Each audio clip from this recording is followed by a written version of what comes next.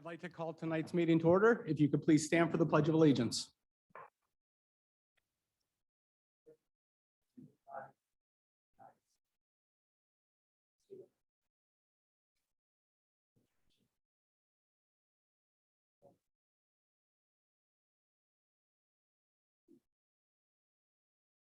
So if you can call roll, please.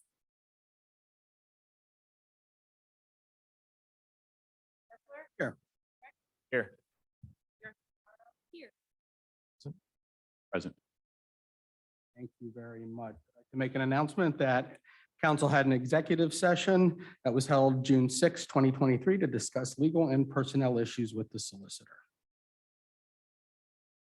So tonight's meeting, we're going to start off, as I always love to do, with some proclamations from the mayor. First with Bill Taylor and the Memorial Day Parade, and then the Beautification Committee as well. Mr. Mayor.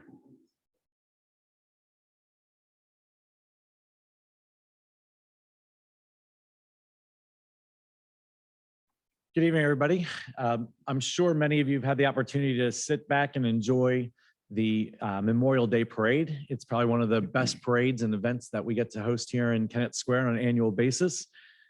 It is an incredible amount of work to put that many people together, not only the registration process, the organization process, the deployment, and getting everybody to move through town with folks that are participating from all over, that come from a long distance, working through potential issues with weather and just staying on top of it.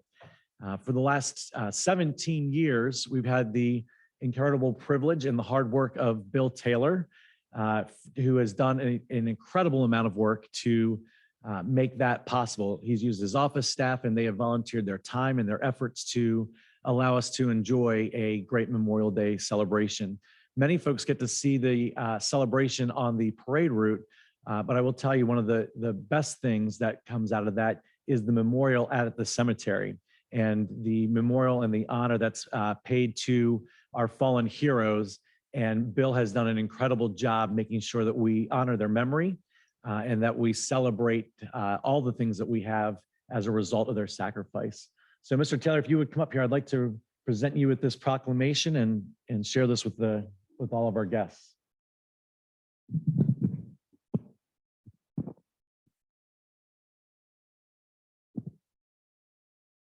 Come out here where everybody can see it. Come out here where everybody can see it.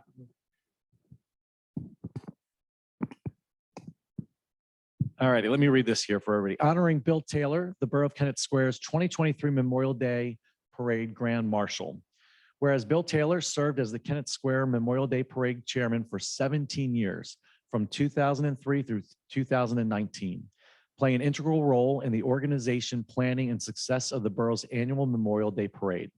And whereas Bill Taylor served in the U.S. Army from 1956 to 1964 under the Army Active Reserve Program. And whereas Bill Taylor is a lifetime member and Vice Commander of the American Legion Post 491 in the Borough of Kennett Square. And whereas Bill Taylor has served the Kennett Square community for many years with his successful business, Taylor Oil and Propane. And whereas the Borough of Kennett Square staff and citizens wish to show appreciation and acknowledgement to Bill Taylor for his service to the Borough of Kennett Square. Now, therefore, I, Matthew Fettick, the Mayor of the Borough of Kennett Square, on the 7th day of June, 2023, by virtue of the authority of the Borough Code of Pennsylvania, pursuant to state and federal law, hereby express our heartfelt thanks and commendations to Bill Taylor for his dedicated service to the Borough of Kennett Square and his commitment to make the borough a thriving and inclusive community.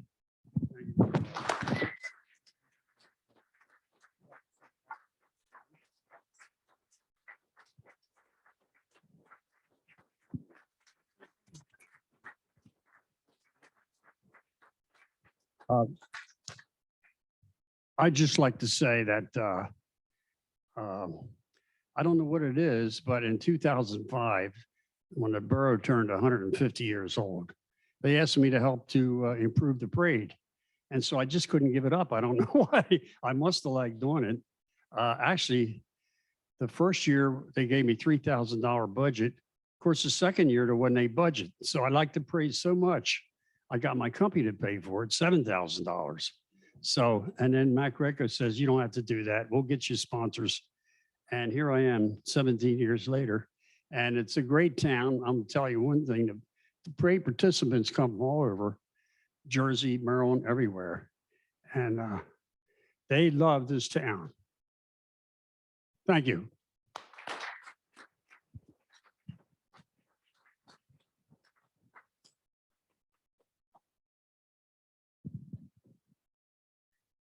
Next up, we want to recognize the Kennett Square Beautification Committee. These are the folks that are responsible for our planters and the things that really make our town feel beautiful and welcoming and artistic. And it just makes a huge improvement. So Joanne, if you'd like to come up, I'd like to welcome you and share this proclamation with you. And if there's anybody else from the committee here with you, they can. If not, all right, thanks. All right, so honoring the Kennett Square Beautification Committee. Whereas the Kennett Beautification Committee has been spreading beauty in the form of flowers and plantings in the borough of Kennett Square since 1965.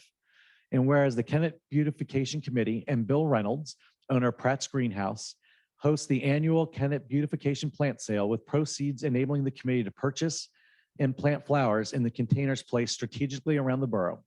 And whereas the Four Seasons Seedlings and the Spade and Trowel Garden Clubs have helped the Kennett Square Beautification Committee's efforts throughout the years.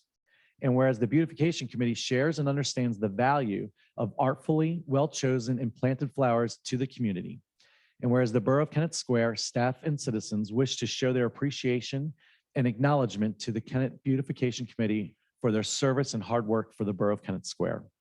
Now, therefore, I, Matthew Fedek, the mayor of the Borough of Kennett Square, on the 7th day of June, 2023, by virtue of the authority of the Borough Code of Pennsylvania, pursuant to state and federal law, hereby express our heartfelt thanks and commendations to the Kennett Beautification Committee for their dedicated service to the Borough of Kennett Square and their commitment to make the borough a beautiful, thriving, and inclusive community.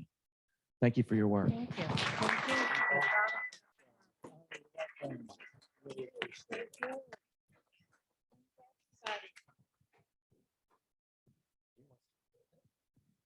Our mission is to improve the quality of life in the community through the art of horticulture and creativity.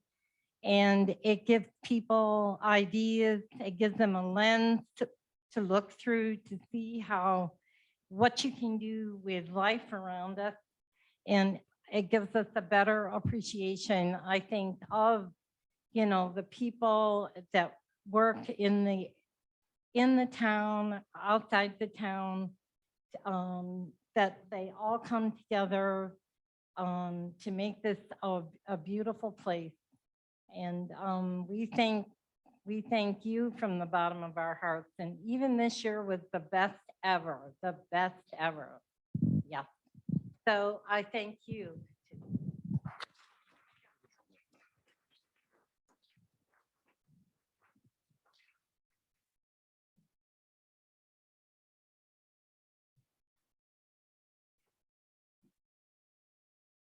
Thank you, Mr. Mayor. Moving on, council, it's time to approve tonight's agenda. Is there a motion to approve the agenda? Mr. President, I'll make a motion to approve the agenda. Is there a second? Is there any discussion? There is. I think we heard an awful lot on Monday evening about the Fire and EMS Commission and the issues that many of our volunteers and staff from those companies have, as well as a number of the commissioners.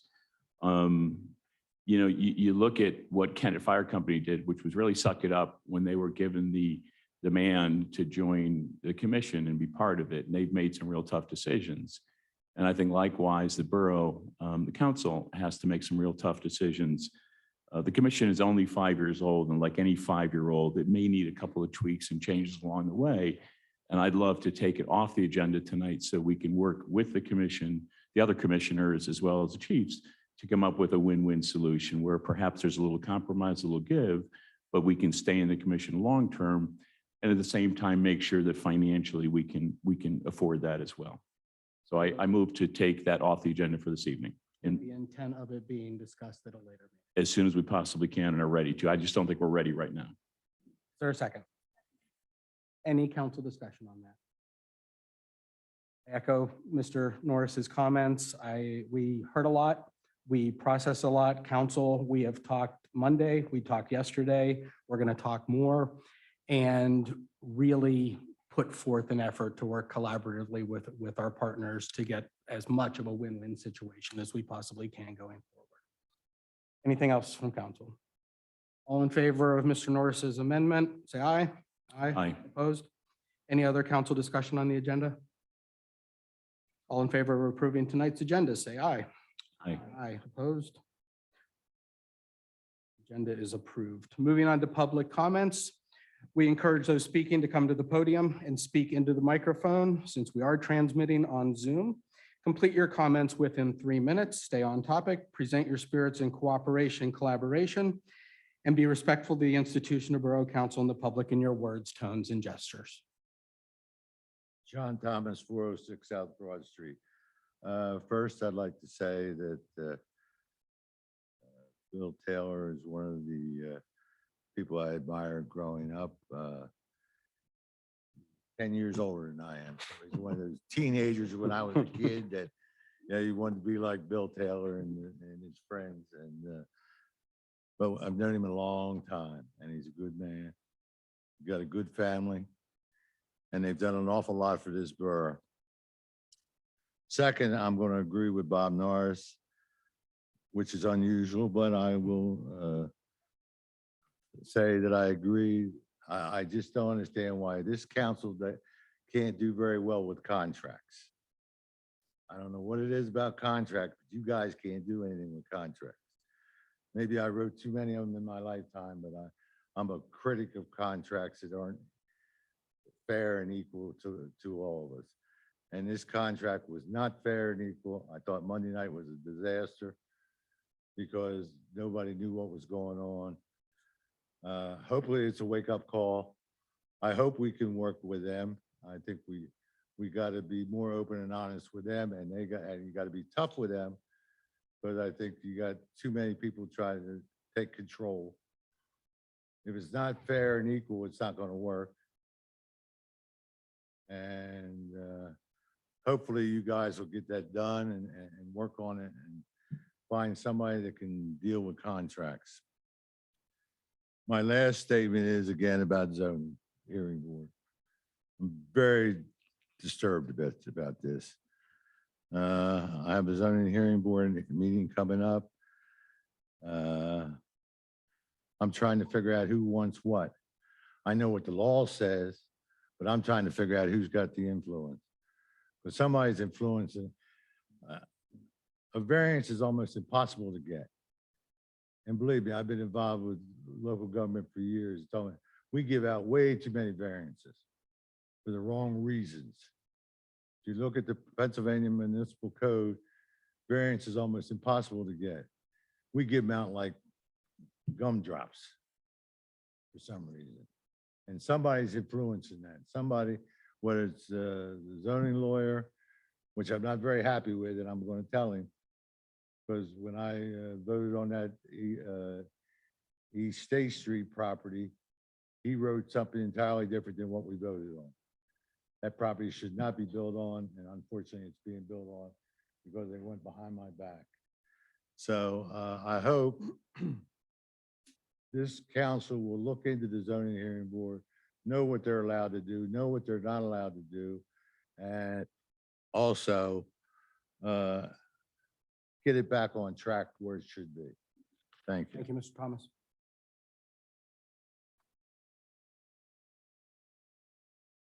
Good evening. Nick Perigo, 812 South Walnut Street. I'd like to talk a few minutes about our relationship with the YMCA outdoor pool. About 20 years ago, I was on Borough Council, and at the time, the Kennett Area Park ran the outdoor pool, and they didn't have a lot of money. The borough didn't have a lot of money. So we crafted a deal with the YMCA to take it over for $1 a year, and I believe it may have been for like 99 years. There were members of council that didn't want this deal to happen, but I felt that it was a good deal. I trusted the Y. And the major part of that deal was that the outdoor pool would be open to the community, and you did not have to be a member of the YMCA. And they did that for the past 20 years, excluding the COVID year. I get that. But now they've stopped and they're breaking the lease, right? They may cite that they can't hire people or lack of membership. They're in a floodplain. It's not our problem. They need to go out and get members. They need to hire staff, right? They're leasing it for $1 a year. And it's just not fair to the community. In short, I'm really asking that the council enforce this lease, right? It's the right thing to do. Precedent is there. I know that a few members of Borough Council have met with them and they've told you the same reasons, and it's just not right. The precedent, again, has been there. They've opened it up to the community for 20 years and now they're not doing it. My belief is that they don't have to because they have a huge number of campers there that pay maybe $300 or $400 a week or a season. I'm not sure, but they don't need the membership. For $1 a year, I'll pay you guys $2 a year and I'll run it, right? But they're getting a great deal for no taxes. They say they're a nonprofit. They are, but they're running it like a business. Their CEO makes over $500,000 a year. The money's there. They can find the money. Please enforce this lease and make them open the pool back up to the community. Thank you. Thank you, Mr. Farragut.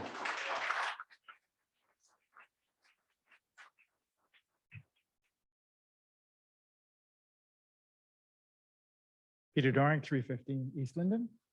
I just wanted to say a couple of words about your decision to have further discussions. I do think in the light of the discussions that happened on Monday, that's the right thing to do.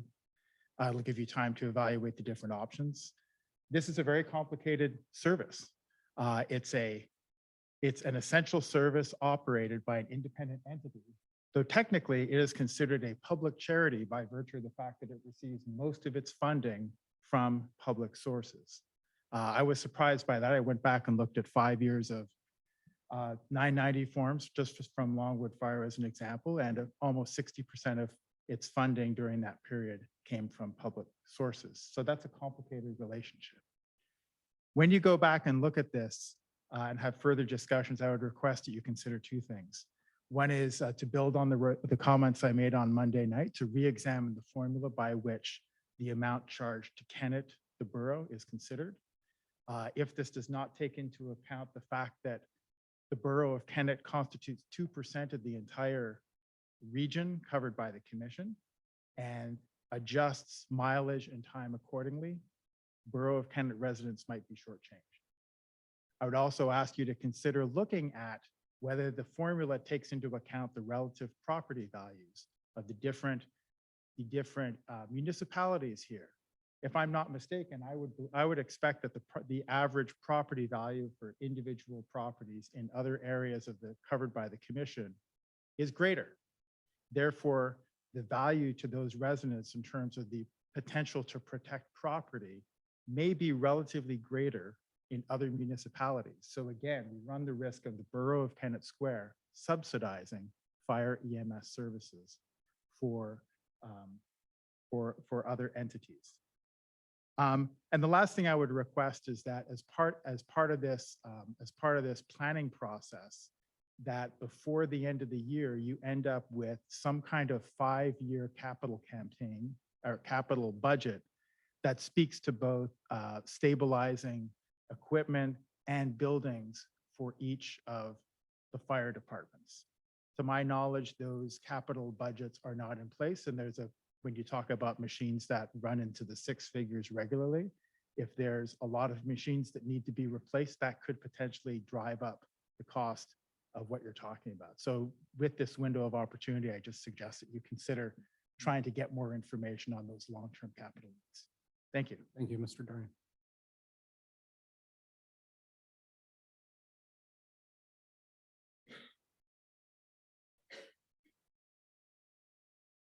Charlotte Watson, 523 Magnolia Street in Kennett Square. 2 days doesn't give you a lot of time to research anything, but I researched a little bit because I'd like to really dig my feet into this one. And let's cut through the chase about this fire department thing. And the gentleman just was speaking to the sort of same thing I'm going to say is in more layman's terms. issue boils down to needs and expenses and soaring costs of the contribution of the borough. That's what it's all about. That's what the guys who did the survey were talking about. And they were only talking about administrative organization. What was there, what's been omitted, what needs to be there. That's what they were talking about. They weren't talking about service because nobody's complaining about service. So we don't never want to hear that again. We're not complaining about that. I wasn't complaining about it. I never heard anybody in all these meetings I've been to complaining. This is what I knew would happen and fought many times so it wouldn't. I was never for going into a commission of any sort, not just for the FAR. There's nothing to do with personalities or for the FAR, sorry, I say FAR, so I'm trying to correct that, fire. And the thing about it is that we own too much. We own too much. We have our SOAR, we have our fire, we have our ambulance, we have our police department, we have a pool that was a community pool that came out of civil rights movement. Let's talk the history. There was a little pool down in Anson B. Nixon Park that didn't hardly fill for anything. And I was a teenager then. And when they saw such a success it was to draw the children from Walnut Street and Linden, there were only kids who went down there. It became an expansive move by our borough to make it community-wide.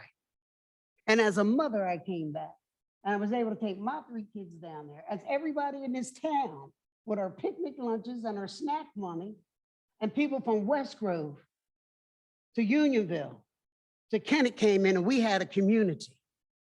Being on a borough council, you have a responsibility not to only watch what you think is important on that financial page, but you have a responsibility to build a community. And with all these new people coming in, we need activities here that bring people together. And so far, that's not happening. It's one-sided. And this is things everybody can do, and the kids can come outside. They can get off the games. So that's important for you to look forward to when you're bringing things here. You know, it's one thing to have a brew fest and all that stuff, but that's not a family-oriented activity. And you know, I have a problem with people drinking beer with their kids at their elbow. Sorry. And we always knew as a borough, all those gems, they're gems that I just listed, all those resources we have. And that's why other people is trying to jump on this boat here and take our municipality, because that's what we witnessed here over the last 15 years. Meetings in another township, not even held in the borough. Citizens didn't have availability to even know it or go.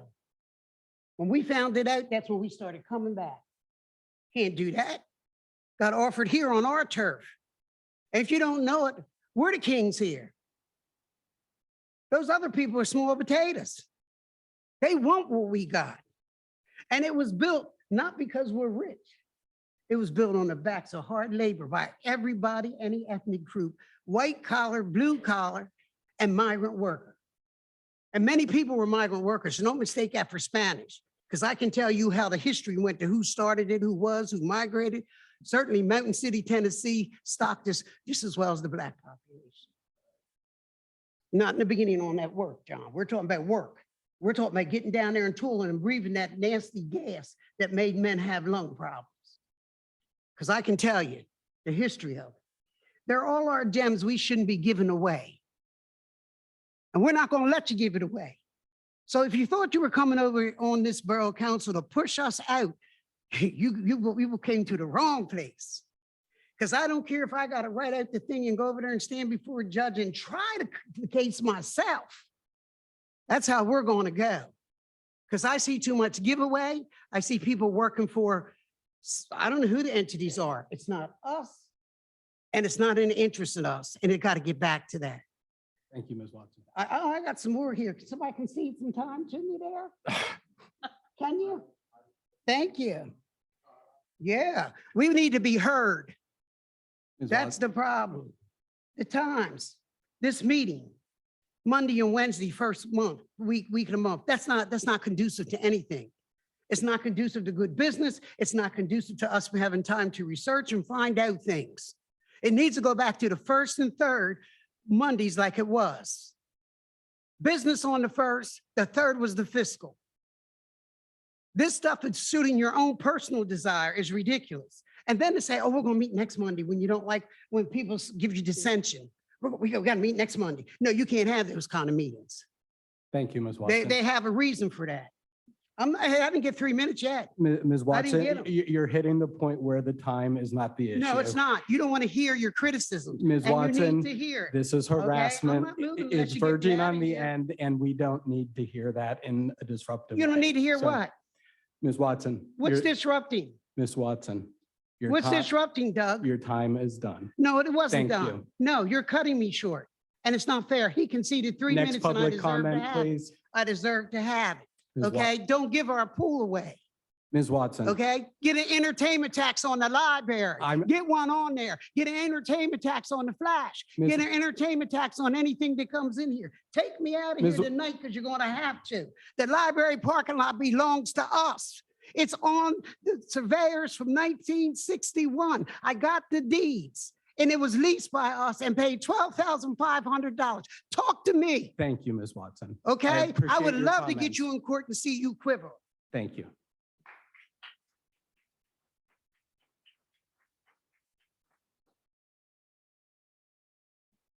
AJ McCarthy, 700 Center Street, Longwood Fire Company, a couple other properties. So the one thing I would say, I said a lot of Monday night, the one thing that I would like to urge the council. People attend your meetings. I know people are entitled to their public comment. They have their opinions, never going to try to stand in that way. But the information that gets passed on here sometimes by public comment, it's just not even accurate. And the problem is the room's full of people. Very simple to look a 990 up, read a number, tell a room full of people, well, this is what it makes. Well, I'm the head of the organization. I have the IRS definition and the determination letter, and we're not a public charity. We are a nonprofit. We're a quasi-government entity. There's limited immunity and some immunities presented to us, but it paints a false picture of what's going on here. And that's part of the problem. Nobody seems to understand what the truth is. And it's very simple to use the power of the internet to come up here and discuss things. It's a very complex industry. It is, right? It doesn't operate like anything else. I would venture to say that people probably should do their part to educate themselves on actually what's taking place here. Because what happens is the whisper down the lane goes, and then it turns into everything else about proper spending and lavish salaries. I have a phone. I don't shut it off. I've talked to many of you over the last 48 hours. I'm available for questions from the public and the community. But this doesn't help our process because it's spot fires that we waste putting time out. We have industry experts, right? You had one in here on Monday night. Want to talk to them tomorrow to go through a report, but that stuff's not accurate. So I would ask, like, when people come up and have those comments and do their own research, even if they're not financial experts, could you direct them to me? Be more than happy to correct the false information that gets posted on internets and public comment. I think that would help both of us. Just for the rooms information, I did share with Mayor Fedek what it costs us to serve the municipality in 2022. About 940,000. That's what it costs the region to serve the municipality. So there's a deficit there. So it's not like we're taking your tax money and, buying the most expensive toilet paper that we can find. We literally have a bare bones budget to protect everything. And we come up with 64% of those costs, right? I'm sorry, about 60%. So we do actually are the largest provider of funds to the community. We have to work for it, on top of running 5,000 calls a year and getting drug into the middle of political propaganda and everything else. So what I would ask is for a little consideration, and I'm not directing it necessarily at you, but I have to direct my comments to you. I'd ask for the community to kind of take a step back, understand what you do and don't know. Do some education first. That'd be the responsible thing as adults. Thank you. Thank you, Chief.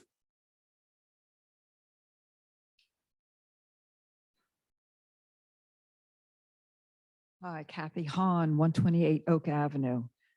My question really has to do with just the notice I got with regard to the temporary water shutoff, 700 Center Street. I understand it. I'm behind it 100%.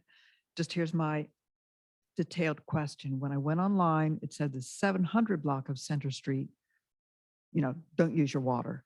So I'm in the 800 block and I got that notice to boil water for the next 7 days. So can someone just clarify or update on Facebook? Is it contained or does it expand? And then the other item, it says 2 consecutive days. It has to come back, the water has to come back with, a good result. Since the work is happening on Thursday, that means the 2 consecutive days will be on Monday, Tuesday. If we'd done the work on Monday, then it would be 3 days without, and at this point, people are looking at almost a week with boiling water to wash dishes, brush teeth and all that. So just for your consideration. But if someone could clarify, if it's 800 block as well. Mr. Moran, are you able to clarify that right now? Oh, we spoke.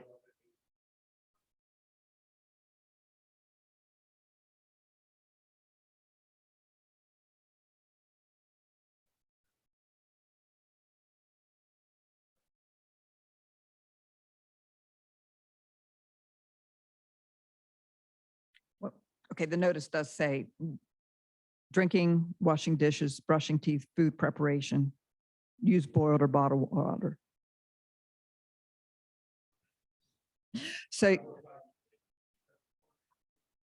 and that's fine.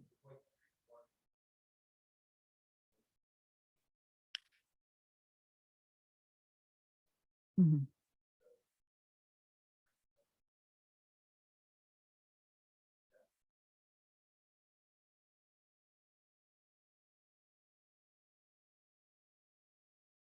Okay.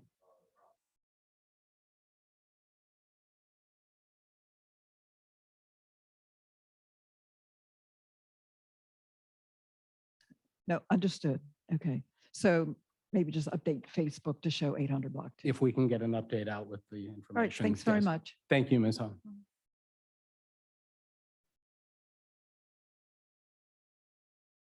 All right, guys. Mike Kanji, 107 North Broad Street. I just wanted to add a little bit of different perspective to what's been addressed already with the pool from Mr. Perigo and Ms. Watson. As a father of 3 kids that grew up here in the borough, I grew up and spent the first 18 years of my life 100 yards from the pool on South Walnut Street. Every summer, I used to go down there. My parents were both public school educators, so they were off in the summer. We weren't going on elaborate vacations, but what we were doing is hanging out with friends in the neighborhood, playing in the parks, and then going to play at the community pool because it was accessible and it was affordable and it was a place to get outside, not just alone, but with your friends and with your family. And that's not possible now. And that when I came back to the borough about 3 years ago, I moved here. I now have a 4-year-old, a 3-year-old, and a 10-month-old. And my wife and I would love to take them to the pool. And we're not able to anymore. And so when I found this out, it was February that the Y put something out and they made the announcement only to their membership, which to them is the community. But there's a big difference. And I don't think the YMCA understands the difference between their membership base and the actual community. There was no awareness made to the actual community, but my mom happens to be a member of the Y. She passed me the email and it wasn't a big headline that they're closing the pool this summer. It was buried about 3/4 of the way down a email newsletter that I'm sure not many people opened or even read. So when we got that email, I set up a meeting with the executive director, Nick Legere of the Kennett YMCA, and we sat down with him. He was gracious with his time. We sat there for over an hour and I thought that he heard us, but really what we got met back with was apathy. There really was just no meaningful response or urgency to anything that we were saying at the time. And then I started to dig a little bit more because I wanted to understand why would they not open this pool to the community that they are supposed to serve, the community that owns the pool. This is our pool and we are leasing it to the Y. I believe it's 50 years. I think you said 99. I believe it's a 50-year lease that we issued them for $1 a year. So taxpayers are paying for this. And as a 501c3 that the YMCA is, they are not paying any taxes. We have a 51% tax increase in the borough, and they're not paying any share of that increase in taxes, yet they are still only paying $1 a year for this pool.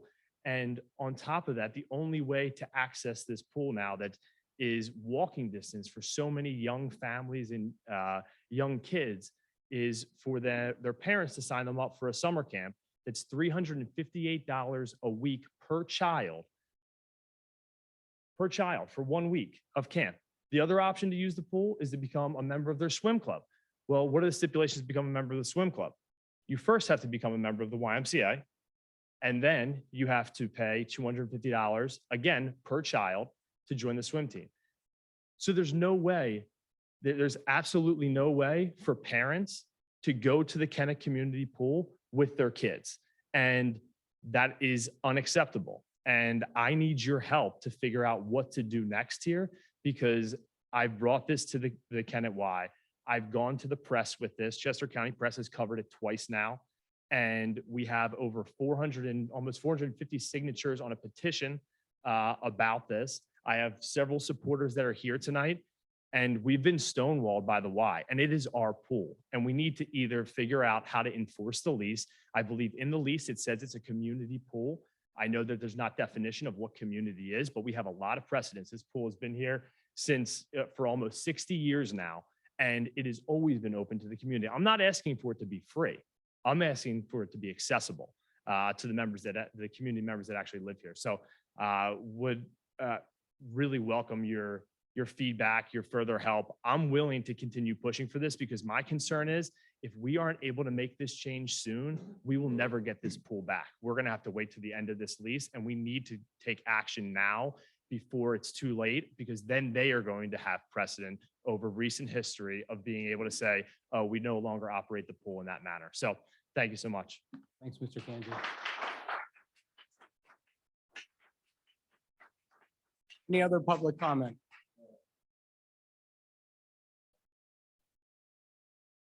You had a chance, John. Go ahead. If it's only about the pool, I'm not giving anybody else a second time. No, I've told a couple of you before, I was on the Y board and I was the director of redoing that pool. So I know what was done. We got over $1 million from the Longwood Foundation. So the Y didn't put any money out to redo that pool. Longwood Foundation gave us about $1.1 million or $2 million, and we got some more donations. It was always to be a public pool. And I will testify in court if I have to, but I was running that part of it. I was the building and grounds director. And I'm the only person that ever was fired from the board of directors for speaking my piece about it. I don't like people to cheat. I don't like liars. And the YMCA has become a big headache. Most of the members do not live in the borough. Most members in the borough can't afford to go there. I was very disappointed. You know, I grew up with the YMCA in Westchester, learned to swim there and everything. And I was a great believer in the YMCA. My father was in the prison camp. YMCA came to the prison camp. But no more. It's nothing but big business. So if I can help that gentleman at all, I will be glad to. Thanks, Mr. Thomas. Any other public comment? Nope. Who are you? Ken Edwards, 412 Meredith Street. Getting back to Monday night. There's two ways to fix the situation. Okay? You can stay with the board, commission, or you can go away. But you have to look at what will happen. In most communities that I have lived in, the municipality owned the vehicles, the firefighting equipment. The building belonged to the members of the fire company. So every couple of years, they would ask for a new engine, and it would be in the municipal budget. And at the cost of vehicles nowadays, you better start 5 years ahead of time. Or some of the communities, like the community I'm from, most of the firefighters in that community, which is 36 square miles, 4 fire companies, 36 pieces of apparatus, is full-time. They're municipal employees. So you add that 24/7, 365, you add that onto the cost of the equipment, you guys would be in bad, bad shape. Now, I'm not happy with the way things are going. Yes, these guys own the equipment. Yes, these ladies and gentlemen also own the building. So they can do whatever they want. They can have you and squeeze if they want. But from what I've seen and heard, they're trying not to do that. But if they decide to go that way, y'all and the people of this community are going to be in for a world of hurt. Any other? I'll be brief. My name's Gabby Ratliff. I live at 234 East Linden Street. And I just wanted to say, I work for Longwood Fire Company. I'm a member of the community. I live here. And I am just really impressed by what Councilwoman Ferrero, I don't know how you pronounce it. Ferrero, apologies. She has done a lot to try to understand the operations because she's not looking at our budgets purely from a financial, she obviously is looking at the finances, but she's trying to understand what the importance of the equipment and the apparatus are. And I really appreciated you coming to our live burn. So we did a joint effort with Pomarlin Fire Company, Kennett Fire Company, and Longwood, where our career and volunteer members all did a live fire burn simulation. And Sam came and stayed all day through 4 or 5 different evolutions of fire to see exactly how it goes under controlled conditions. And that really was meaningful to the organization. It was really meaningful to the volunteers. And I appreciate what you've done. Thanks for sharing that, Ms. Ratliff. Any other public comment? And I do want to echo what Chief McCarthy said, especially when there are so many individuals here tonight. There are a lot of different things said, there are a lot of different opinions, and there is a lot of false information that's spoken at that podium. So I do encourage us all as community members to get a clear picture on what's going on in everything that we're addressing, not just on this side of the table, but the community members as well.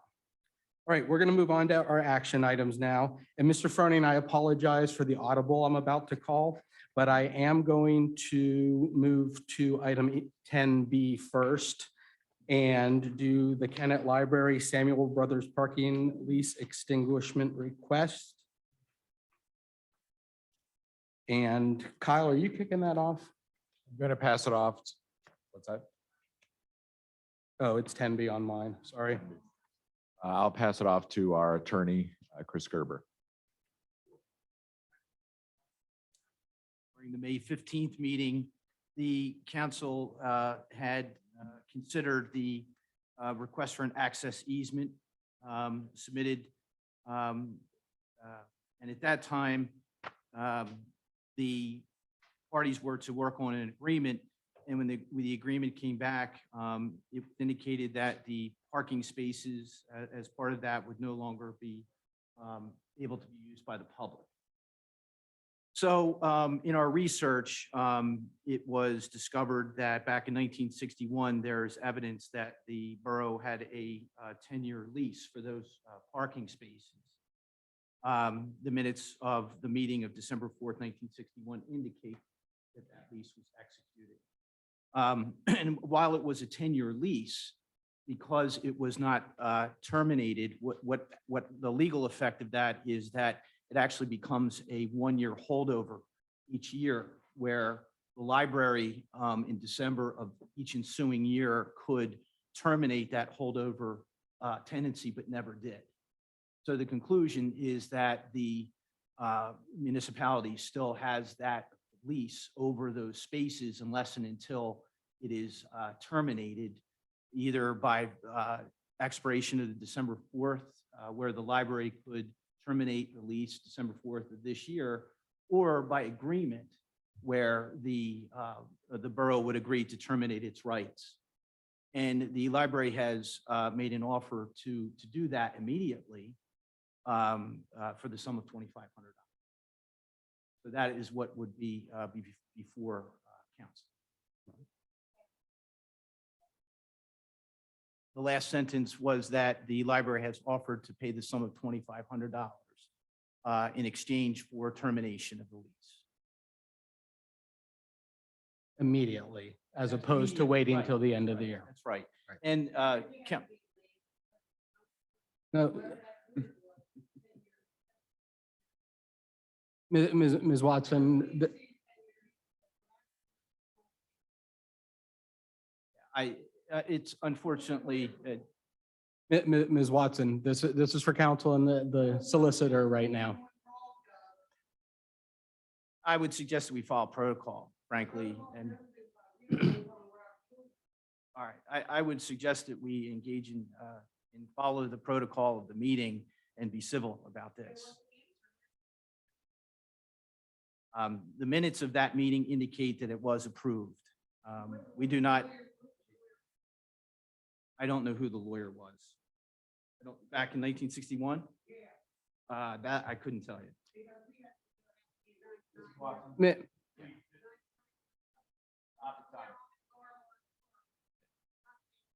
Mr. President, I don't think it's fruitful, and I appreciate this. And I understand you might be frustrated, but not appropriate to engage in that. We've done our due diligence, we worked with Rachel, we've gone back through the records, and this is what we believe to be the case, based upon what is available to us. And, you know, the attorney for the library here, you know, has made that proposal for council to consider. So it is up to council now to, and the attorney has provided a proposed lease termination agreement.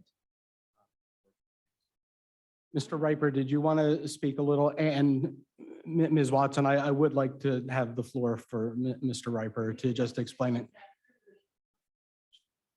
Chief, if you don't mind, I'm going to, Ms. Watson, I am going to have to ask you to just let this meeting pan out.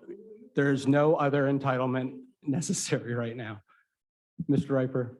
Yeah, I don't have too much to say Okay. other than, is the mic on? Can you hear me okay? Mhm. There's not too much to say. We've investigated, I've spoken myself with William O'Connell, who was the Director of Public Works from 74 to 1998, and also Joey, and I'm drawing a blank on his last Scalise. name. Yeah, Joey Scalise. And then other folks at the library have spoken with other people, Jack Merrick, who was a solicitor for the borough, and no one can recall anything after 1970. I mean, there just doesn't exist. I know that the lady would like to see the lease, but the lease itself doesn't exist. We're kind of like putting together out of whole cloth, you know, what we think happened. And what we think happened was there was a lease and it just got renewed. It didn't get formally terminated. It didn't get formally renewed. It just went on year after year after year. And we're here now. And as Mr. Gerber said, the only logical conclusion is that it's a year-to-year lease. The library is selling the property, has the right to terminate the lease, but we'd like to do it to facilitate the sale. And we're willing to reimburse the borough for what we think is a reasonable compensation for the balance of the term of this year. That is for the meter rentals, excuse me. Council, any questions for either Mr. Gerber or Mr. Riper? So is there any evidence? The answer is yes. The minutes of December 4th, 1961 record that a lease was read concerning the 25-foot strip to the rear of the present library building. It was a 10-year lease with the annual rent of $1 per year. It was moved by Thomas Kelly and seconded by Robert Godu, excuse me, G-O-D-D-U, Godu. Thank you. That proper officers of the borough be authorized to sign this lease. Motion carried. Furthermore, I think that there's been meters for those spaces where money was paid to the borough for quite some time, further evidencing that the lease continued. The question is, just to make sure I understand, the question for the council is the library has, or the owner has the right to cancel the lease effective December 4th of this year. That's correct. Or the offer on the table is to cancel the lease immediately or shortly for a fee of $2,500. Correct.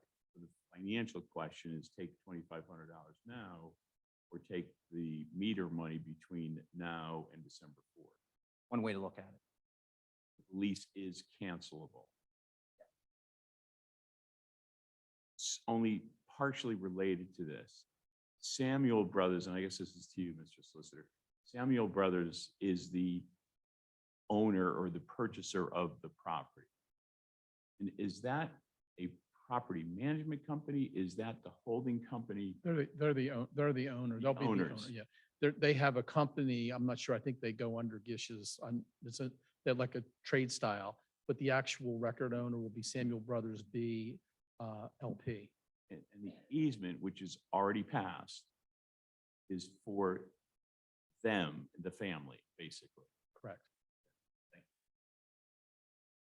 The one thing I should note, just it's a minor point, but the original lease that was reviewed was between the borough and the library. But when I spoke with Mr. Crotty a few days ago, we agreed that it made more sense, since the library is not really part of this at this point, that the access easement would go from the borough directly to Samuel Brothers. It's just it's the exact same lease. It's just that we've taken the reference to the library out. And I do want to pass on also, because I just forgot again, like I did the last meeting, but declared it later, that I actually am involved in the library's fundraising campaign. for the library. We spoke about this. It's not a conflict. I get no material personal gain whatsoever. I just want to make sure. Now, on the, I just noticed that the lease termination agreement, that there's landlord Kennett Library, there's no place for me to sign. So I just was hoping that we could get an updated one with both signatures. And the copy I have, council, does not have the 2,500. Well, I wasn't sure if that was going to be acceptable, but I Okay. can make both of those changes and I'll have that Okay, over to you tomorrow morning, Great. first thing, Chris. you cannot, John. John, there's public comment and then there's council discussion. That's the way it's always worked since you've been on council. So council, is there a motion to approve the lease termination agreement? I have a quick question. Do we have a sense of what the revenue would be between now and December?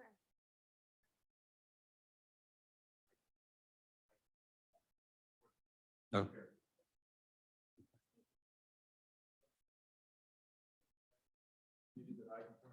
Brad Piper, Library Board President.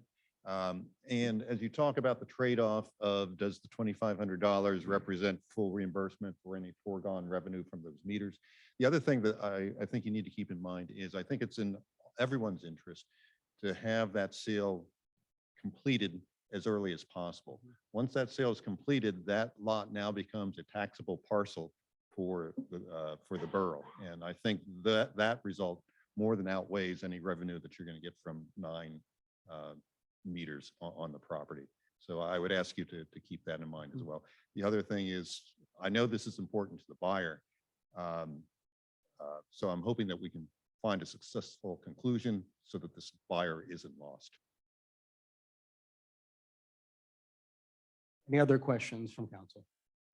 Just to piggyback on what Brad said, we had an estimate done and the revenue, tax revenue would be north of $20,000 a year.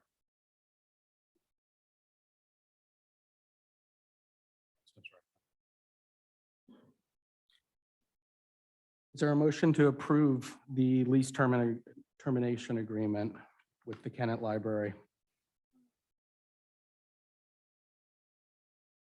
I second I just want to clarify, effective immediately with the. Second, Mr. Carver, any council discussion? All in favor, say aye. Aye, opposed? Motion carries 6-1.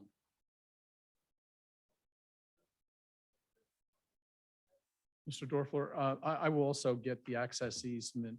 There was the one thing that kind of made that a little bit in a gray area was the addition of the fact that the parking spaces will be private, but now that you've agreed to terminate the lease, that change becomes of no moment. So I will get both of them over to you tomorrow for execution, Chris. Thank you. Thank you. Can you say that in layman's term? What had happened was the lease, the access easement was approved at the May 15th special meeting. But when the draft came back with the buyer's comments, he had put a statement in that said that the spaces themselves would become private. Mike Crotty was not sure whether that would result in it having to be reconsidered by council. But because you've made the decision that the spaces will be private, the lease will be terminated, that issue just goes away. And I just wanted to just make you aware of that. That's all. Thank you All very right, much. thank you. We will move to the HARB applications. Mr. Froning.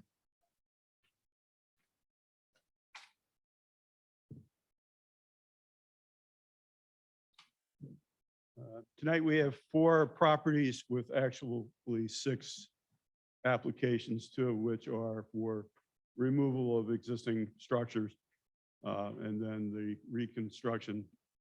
I can go through them individually or answer any questions.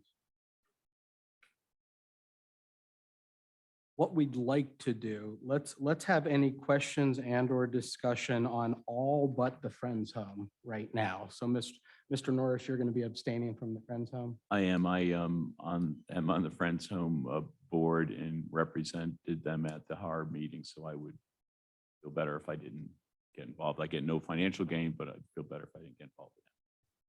So council, the 201 Birch Street, 205 South Union Street, 321 South Union Street. Any questions for Mr. Froning? Be happy to give a brief description of each, if that would help. That would be great. All right, the 205 South Union, this is a building that's been unoccupied for a number of years. The current owner is going to establish a boutique hotel on the property. They have committed to refurbishing the front of the building in the same style and manner as the existing. So that will not change. They will recondition the rear of the building plus add a covered walkway to a new building, which will operate as one of the hotel rooms. We reviewed the architecture of the addition and found it to be suitable. And to answer a question that was raised on Monday evening, there is suitable parking as opposed, because the rules for hotels are different than for residential areas. But there, and that actually is more of a codes issue than a HARB issue. But I was going to make that clarification tonight, that even though that the parking was brought up at public comment, that at this stage in the game, unless there's going to be some kind of parking structure that would come into the HARB recommendation, yeah, it's not a factor at this time. right. But it, of course, is a valid That's consideration. a codes issue, not Right. a HARB issue. Second one is 201 Birch. This is the motel just literally across the street from here. The current owners, again, want to refurbish the front of the hotel by adding new windows, new doors, removing the air conditioning units from the front of the building, removing the false facade roof, replacing it with something a little more simple, adding different railings and also adding some architectural pieces of interest with some vertical columns. This is not the original facade of the hotel as it was back in the 50s when it was built. That was destroyed in a fire some decades ago. So this is not an historic facade to begin with in terms of that. So we felt that the changes will make that part of the borough a little nicer looking.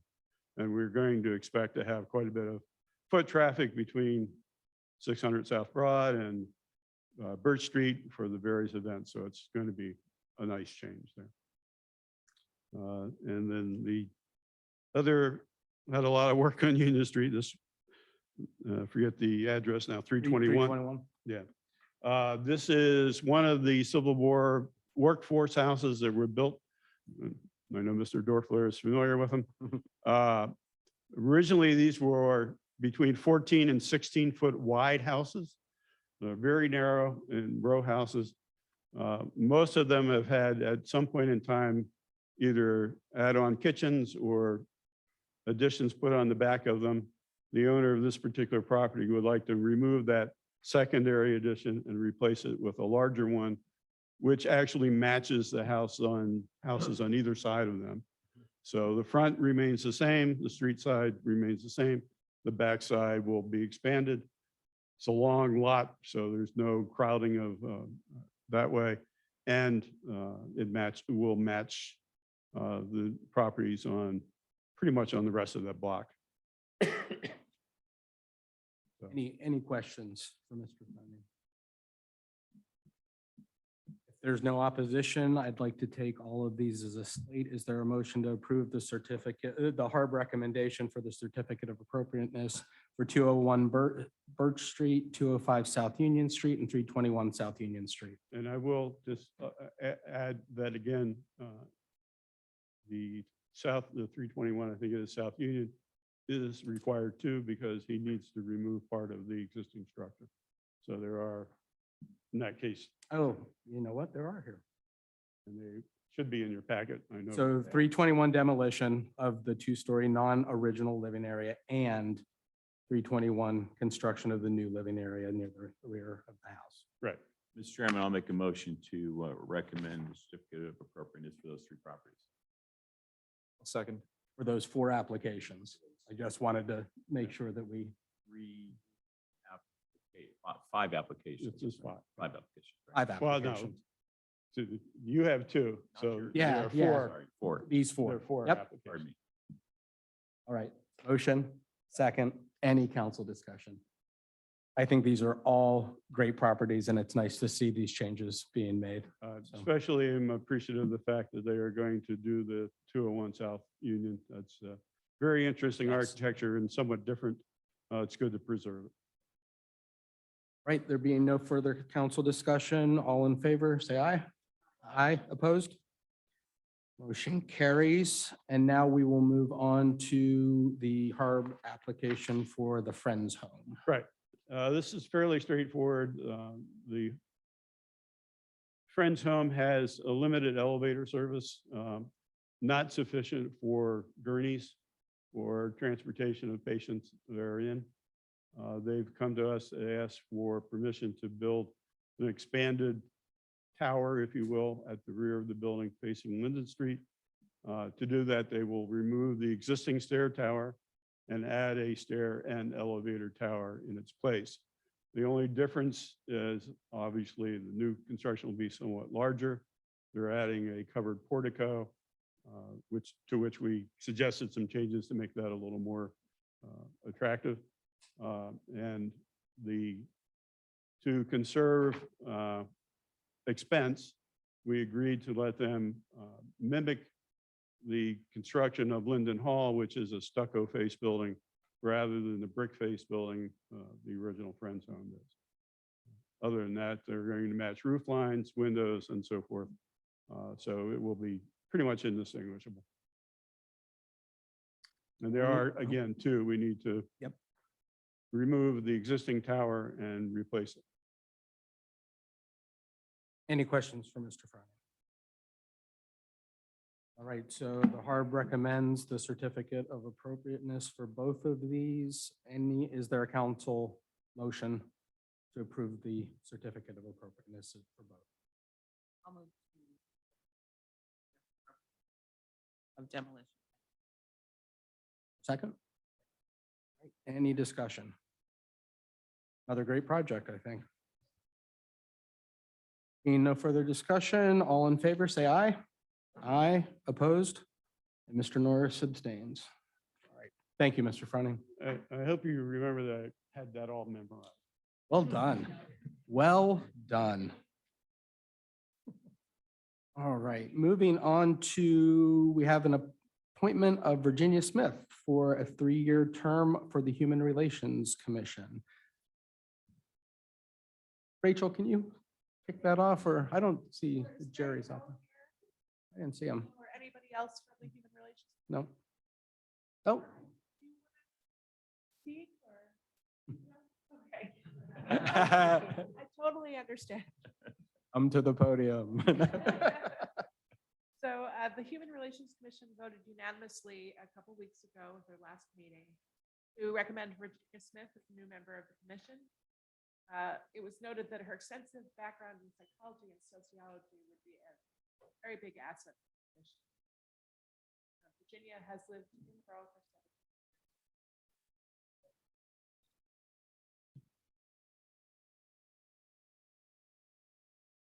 Any questions from council? Is there a motion to approve Virginia Smith? Is there a second? Happily. Any council discussion? I think we have a great applicant and we want to thank her for her service. All in favor? Aye, opposed? Motion carries. All right, Police Department, Chief.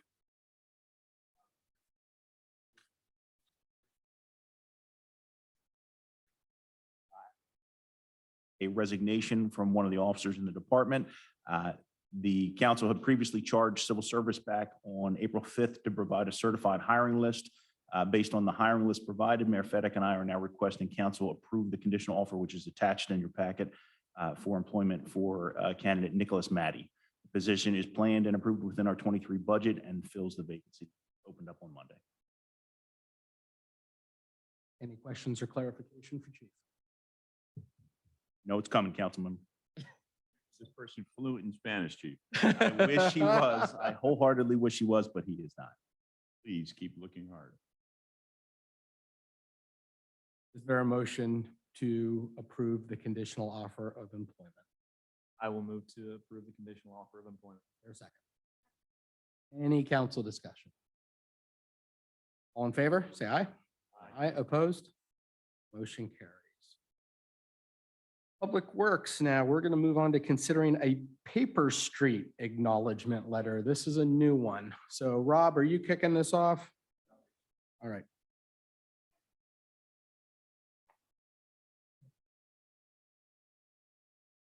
Okay, so a paper street is just something that was on paper. It never actually came to fruition. If you go down to the south end of Sycamore where it intersects with Cedar, the alley was supposed to basically continue on past Cedar and down to the railroad tracks and wherever they wanted to stop it. But it never happened. It was never developed, never put in. And after 21 years, that if we don't do anything with it, it's supposed to go back to the property owners. So that's basically what they're asking for.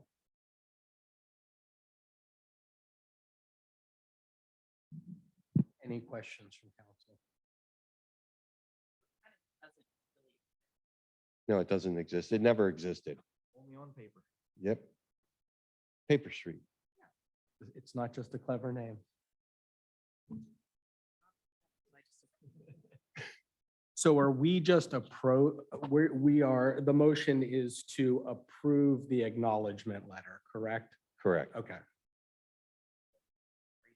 To basically say it's gone and we acknowledge it. It is same. Both sides of the alley are owned by the same LLC.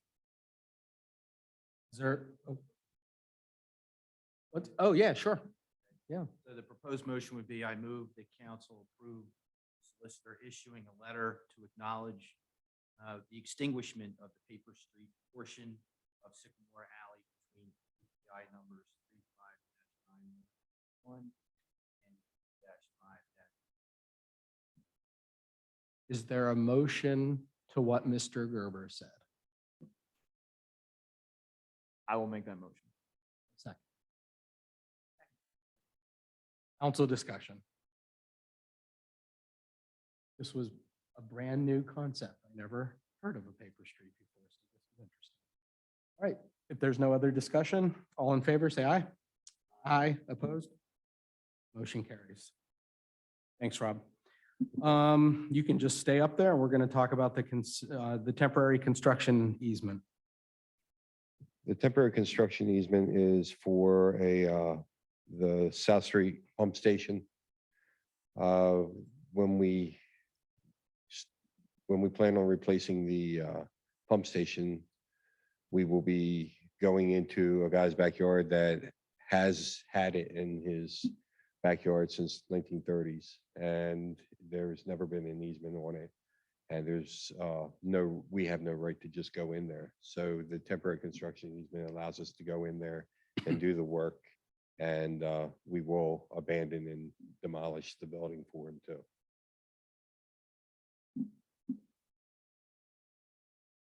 Questions for Rob? Is there, oh, go ahead. What was that last? Demolish? The building. There's actually a building in his backyard that's a pump station. I missed that. Yeah, and it's actually, it's in the floodplain too. So we're going to be removing it from the floodplain. Is there a motion to approve the easement agreement? Motion made. Is there a second? Council discussion. This is not a working. It is a working pump station, but we plan on replacing it. It's actually the replacement is going to be funded by a developer. And it will be relocated further out into the floodway as far away as we can get it. And to do that, we need to reroute the piping and get rid of the old pump station. Any other discussion? All in favor, say aye. Aye. Opposed? Motion carries. Keep it going, Rob. Okay. this So is- short-term contract extension with Aqua. Right, our agreement, our temporary agreement ends on June 21st of this month. And what we are asking for is an extension till September 14th. We've been talking with them. They've been and negotiating so that what we are trying to do is to lower the amount of flow that they give us, and also to have a minimum cost for them that they have to pay. Right now, if they don't send sewer, we still have 100,000 gallons tied up in capacity. But what this would do is if they don't flow sewer, they still have to make minimum payment. And also, we're going to try to see if we can go from 100,000 gallons down to 70,000 gallons. And that will open up some more capacity at the plant. It won't be 30,000 gallons because they're covered under a MIP, so that theirs has to be treated down to 250 milligrams per liter, whereas raw sewer's usually about 350. So it won't be, but it would be about 2/3. Any questions, Rob? So the idea is that we're working to negotiate this new contract so that we can maximize the resources or even utilize the resources that are ours, while at the same time increasing, the minimum what we're getting in from them. Right. An example is that for the past 8 months, they've sent us nothing. They've tied up 100,000 gallons of capacity, but we've gotten no revenue from it. With this, and what we're working on is we will recover money, whether they use it or not. And we're just looking for more time. Yeah, we just need a little more time. Just since I know there's a lot in the paper with Aqua and Chester Water Authority, this has nothing to do with that, Nope. just to clarify for everyone. Any other questions for Rob? Just think it's a more equitable position for the borough to be in. Is there a motion to approve the extension of the amended interim Aqua sewage agreement? Is there a second? Second. Any discussion from council? All in favor? Aye. Opposed? Motion carries. All right, Rob, you're on a roll, so Yeah, I'm man. not going to stop you. Okay, it's Red Clay Park, request for a waiver of stormwater ordinance. This is a two-part. The first part is reclassification of the existing conditions. Right now, the conditions are impervious with 20% meadow, meadow in good condition, and woods in good condition. When they looked at it and started doing their study, what they found was it wasn't necessarily the case, and that what they want to do is reclassify it as impervious with 20% as meadow, grass in good condition. It is a lawn that over there, it's mowed consistently, and the woods in poor condition. So that's the first part of a reclassification.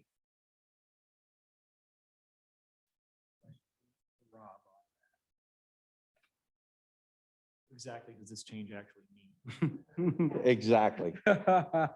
There's different criteria for the infiltration of the water through a meadow as to compared to a grass, as to compared to woods in good condition and woods in poor condition.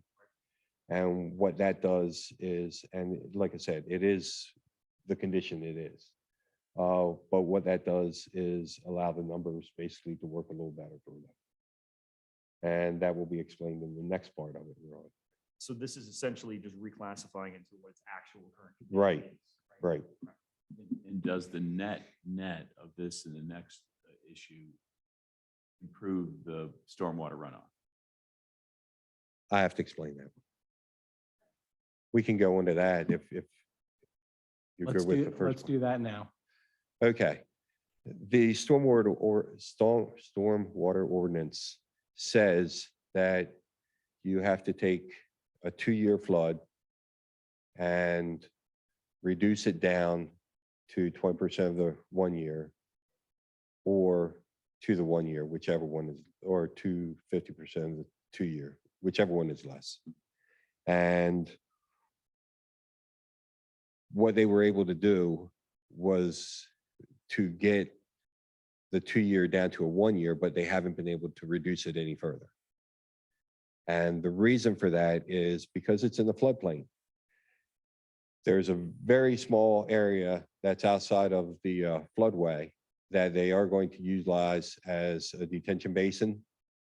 But it's not a large enough area that's available to them.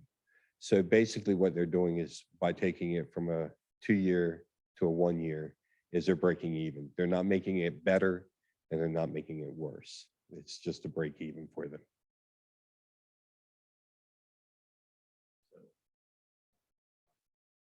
The project would be allowed to happen with the waiver.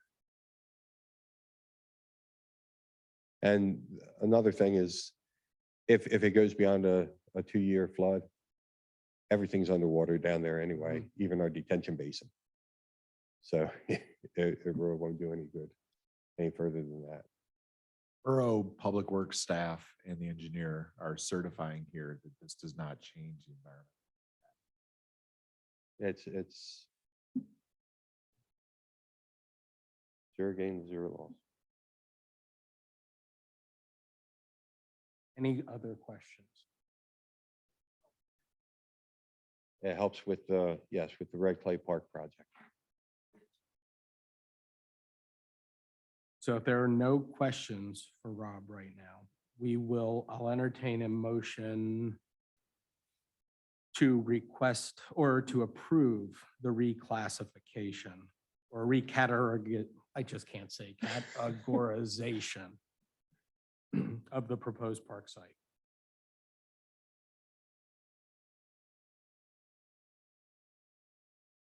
I need somebody to move. Okay. We're going to approve the you just wanted me to say it again, categorization. Is there a second? A second. Any council discussion? There being none, all in favor, say aye. Aye, opposed? And then part 2 of that, requesting the waiver from Borough Code Chapter 2422, requiring the post-construction 2-year flow rate be reduced. Is there a motion? I'll make the motion. Is there a second? Second. Any council discussion? I think we're all in favor of this project. This isn't environmentally hurting the borough, and this makes sense to do. Any other discussion? All in favor? Aye. Opposed? Motion carries. And Rob, I think you've got one more. Yes. It's the memo of understanding for Kennett Trails Alliance for the park and the park restoration. There's a grant for $125,000. And that grant is, we want to put that in escrow, with the borough. And the approvals for the payments are made by McMahon. That's the construction management company that was going to oversee it, by Kennett Trails Alliance, and the final approval is the borough. So this MOU is specifically toward the escrow for that 125 and the payments. Yes, creation of the escrow. Yep. Any questions from Rob? Just to clarify, this is a park project for the borough that a private entity has gotten a grant for us or helped with it. And they are now putting funds in escrow to cover the cash flow impact for us. So there's really all positive here. Is there a motion to approve the MOU between Kennett Square and the Kennett Trails Alliance? Is there a second? Any council discussion? Yeah, just to state what Kyle did, which is the private entity is Square Roots. And just, it's an incredibly generous project for a private entity to take on to improve the borough. So thank you very much to those folks.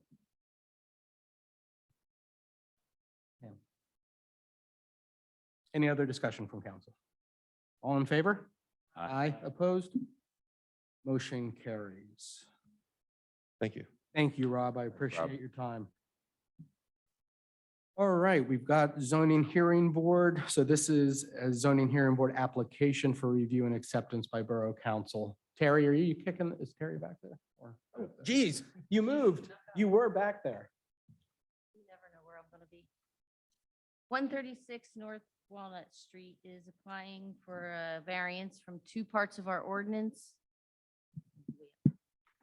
They need a dimensional a use variance first. They'd like to put in a garden apartment as opposed to a single-family residence. All items will be discussed to their need for that.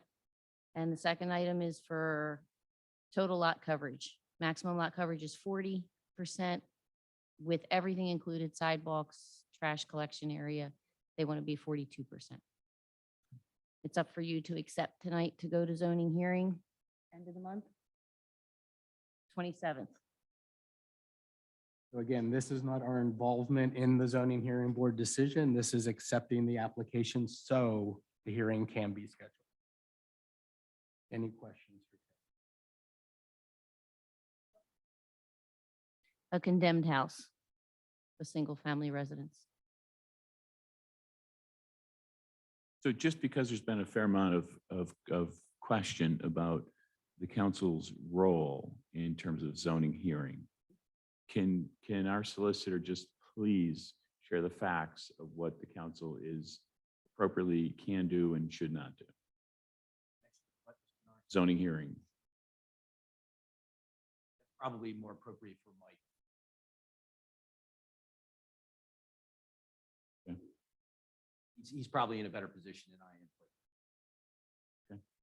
But as far as this process, part of the process, the council can accept the application so that the hearing. That is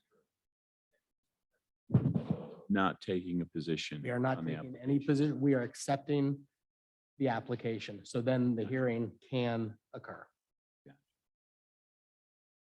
Garden apartment are expected to be affordable housing. Attainable. All of that will be discussed in the hearing.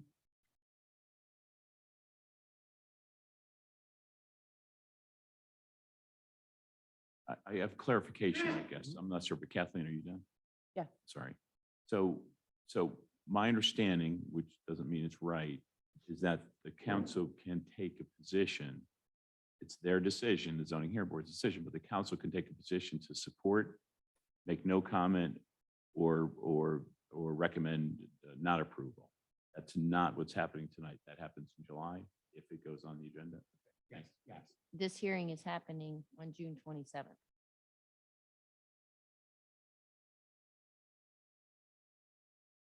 The zoning hearing board is the deciding factor. Typically, the borough council will weigh in with their opinion. I will take your comments to the zoning hearing board. They are the deciding factor. You can say yay, nay, or we have no position at all. That's why you've had the packet prior to tonight. What I understood. Yeah, So. there's no vote, and there's no next month or anything. Okay. This is your introduction. So my question to the panel, and Terry, perhaps to you, is that the concept is fine because they mention affordability, that it's going to be affordable, attainable. There's some very clear definitions in terms of what affordable means. And I think the second highest priority the council had last year when we did this was to say, let's drive more affordable homes in the borough. But we don't have that ordinance yet, so. We don't, but this project is claiming affordability, which I think is a great step in that direction. But affordability doesn't, in my opinion, doesn't mean smaller places for less money. You know, it means that folks that otherwise couldn't afford, you know, that are typically for an affordable house, it's typically, my understanding, between 30 and 60% of area mean income. Attainable is typically somewhere between 60 and 120%. So if they are looking to seriously put in affordable housing, then I think they should not just advertise it, but live by it and step up and say that they will be affordable and quantify what that means and also determine who and how it's going to be monitored that it's affordable, capital A. So that's If that's what they present to the zoning hearing board. so that's At my. this point, his main thing was, I can't build one single-family residence of any value. It would have to be in the $1 million bracket. He would like to research 6 homes, of which we need. That's all I can say what his definition is at this point. I couldn't tell him yes because garden apartment is not a permitted use, but we do have them up there. Understand the concept. I'm just saying Yeah. that my 2 cents, it's up to the full council to decide, is that I would advocate for the project if they will define and monitor that affordability is truly based on county guidelines of what affordability or even attainability, because they're 2 different concepts. And not just use it as an advertising gimmick to get it through the zoning hearing board.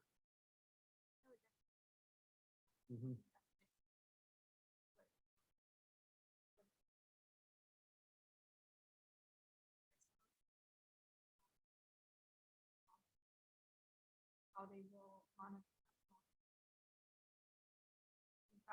now. Mm. If I may too, I think that, Bob, you might be reading a little into what's actually written here, because it just says demolition of an existing non-habitable single-family residence to allow for more attainable / cost-effective 6-unit garden apartment building. He's just saying he wants to build something that's more attainable than a single-family residence. He's just saying that what's there or built home is going to be less attainable than what he proposes. I don't think that he's saying anything about it actually being affordable. It's only in comparison to putting a single-family home there. Well, in the zoning hearing application, page 2, it says proposed use, quote, 1 structure with 6 single-family affordable housing units. Then on page 5, first full paragraph, Kennett Square, applicant is the owner of the property who resides in Kennett Square and seeks to provide affordable housing to borough residents. The next paragraph, single 6-family affordable houses. So, I mean, it's thrown out there a lot and I'd love it. I just want to make sure it's real. That's all. I wish we could make that real for every apartment building we have in town. How do we do it? I mean, that's not for tonight. Yeah, agree. That's not for this hearing. Yep.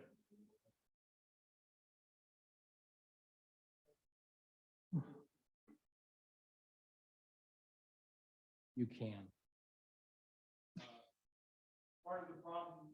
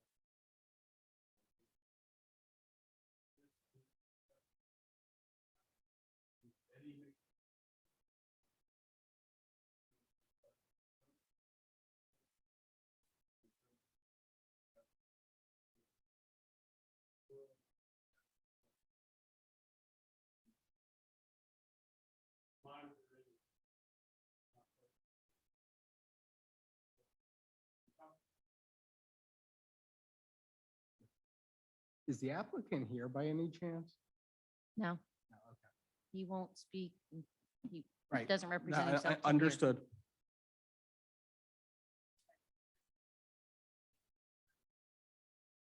And I can take any comments to the hearing that will be held.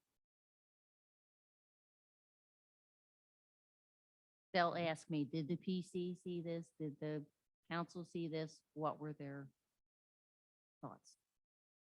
So, I mean, Jotting. without taking any formal action on the project itself, I think that Mr. Norris's comments are pretty reflective of the views of council right now. With that said, is there a motion to approve the application? Is there a second? Is there a second? Thank you. This is for zoning hearing process only. Is there a second? I'll second. All right, any council discussion? All in favor, say aye. Aye. Opposed? I'm going to abstain just because I think we need to define what affordable means. That's Period. an ordinance change, so everything must stop until ordinances are written. Motion carries 6-0. Thank you, Terry. All right, moving on to the considering the roadmap of the strategic priorities. Yeah, so this is a result of several public meetings. I see a few people here who attended. This is the culmination. This is something we're going to do every spring. Essentially, if you think about a calendar year, every spring you engage the community and borough leadership, figure out what the big priorities are. In the summer, you translate that into large capital projects. In the fall, you then take it down another level, which is staffing and support for those big projects in your budget. And then in the winter, you do a review of how you did. And that leads right into the next spring and you evaluate how you're doing. So this is a fairly comprehensive report and pretty standard in the sense that it's a SWOT, so it's the strengths, weaknesses, opportunities, threats. This tracks the workshop that we had last month. Are there any questions on it? Council, any questions? I personally, this is a great reflection of that whole process. I think captured everything. I think this gets us moving in a good direction. Thank you. And this will be available on our website as well.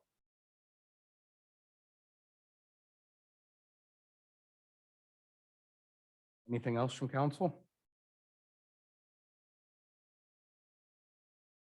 So we basically approving the strategic priorities roadmap? All right, so is there a motion to approve the roadmap of strategic priorities? Seeing everyone nod, but no one's Motion made. committing. No one's committing. I'll move. Okay. I'll second it. Second, okay. So Ms. Kakamo and Mr. Kerber. Any council discussion? Thank you so much.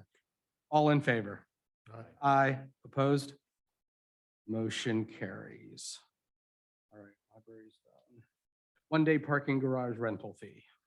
Yes, so we ran the numbers and got a daily average in our parking garage of about $420. This is a proposed special event permit fee of $400 to make it simple. So if there's an event on the roof of the garage, they want to rent out the garage, or someone has a parade and they want to make the garage free, this is a fee for someone to come in and rent it out for the day. It's a proposed fee of $400 to work like a special event permit.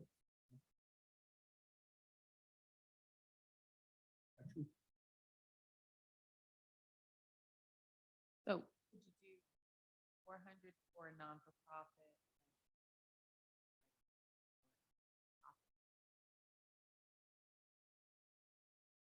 You could? Say.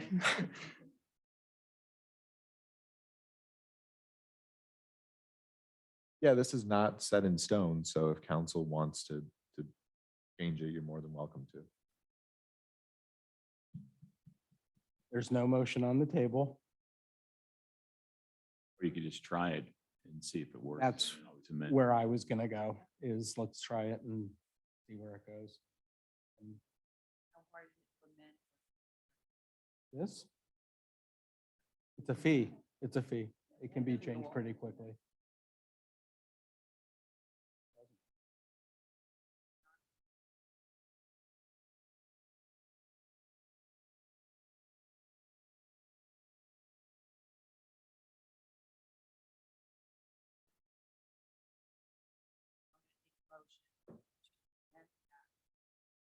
That we're doing a one-time fee.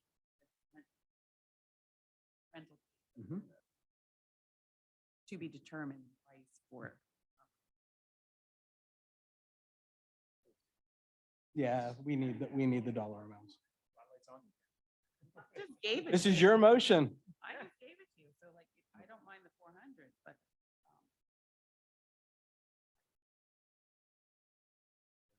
400 nonprofit, 500 for profit. Is that your motion? That is my. All right. So there is a motion on the table for the $400 for nonprofit, 500 for profit. Is there a second? Second.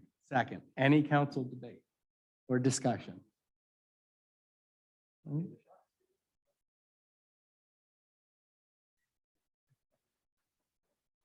Oh, wait, clarify. Yep. Want me to make it Interact. higher? Yeah, from public. Go ahead. No, hold on. I'll explain it for you. We discussed this at public safety meeting on 3 different occasions. We got the facts, the information came back from Public Works that on general, on an average day, we collect less than $400 on an average day in parking revenue. So 400 is more than what we would normally collect on an average day. Anybody that continues to have parking permits would be able to continue to use their permits. And the arms for the garage would just be open during that time because somebody will have paid more, basically is prepaying the parking fee for the day. So the 400 exceeds what it is. They're basically sponsoring the fee without having to give everybody vouchers and codes to go in and out. The gates will be open. So everyone would be able to, anybody could use it. So even if you weren't attending the event, neighbors, residents, anybody could use it. Yeah. Unless, Sorry. unless we amend it that Mr. Perigo, Mr. Kanji cannot use the. No, just kidding. Only for bicycles. Thank you for that clarification, Mr. Mayor. Daniel, can I ask you, was that to make it higher? Oh, okay. Just, I thought maybe you were telling me to make it higher. Make it higher. Yeah, clarify that. All right, there's a motion and a second. Any other council discussion? All in favor, say aye. Aye. Aye. Opposed? I guess the motion carried 8-0. I heard. Motion carries 7-0. And then sticking along the same line, considering the waiving for the parking garage fee for 3rd Thursdays. This along the same line, but this would be proposing not charging for the 3rd Thursdays. We've heard a good amount from the public that there've been delays leaving the garage. Otherwise, people love coming here. So there is, the potential for lost revenue here, but it's a way to support State Street merchants. Anything else from council? Just to add to that, if you haven't noticed or saw on Facebook, the issue is the delay in people leaving because we only have one exit. So we heard at the last 3rd Thursday that there were people lined up for half an hour, 40 minutes to get out because it can only take one at a time. The technology doesn't allow us for us to speed it up. To add another exit would cost around $50,000. So it makes sense to work within what we can, which is to allow the gates to be open.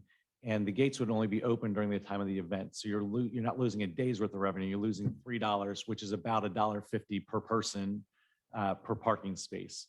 So it's not a significant amount, and it's only during the hours of the event. So once the road closes, then the gates would be open for everybody, and then they would close at the end of the event. But the goal was not to have people sit there for half an hour to get out because most of them leave at the same time. It starts at the same time and they all leave. It's not spaced out, and that was creating the problem. Good. Does anybody want to?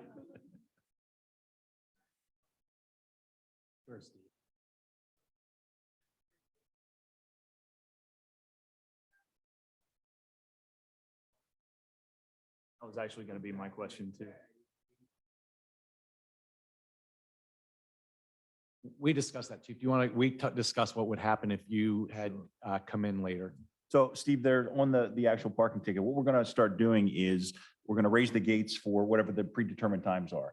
At the end of the event, we're going to lower the garage entrance gate again.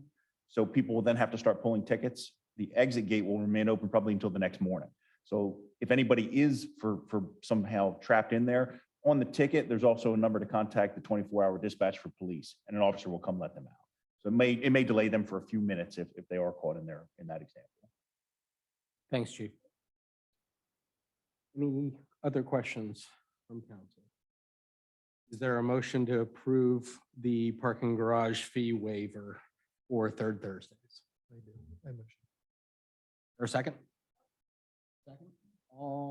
Any discussion? It's almost a little tough for me to start giving away free parking on a day.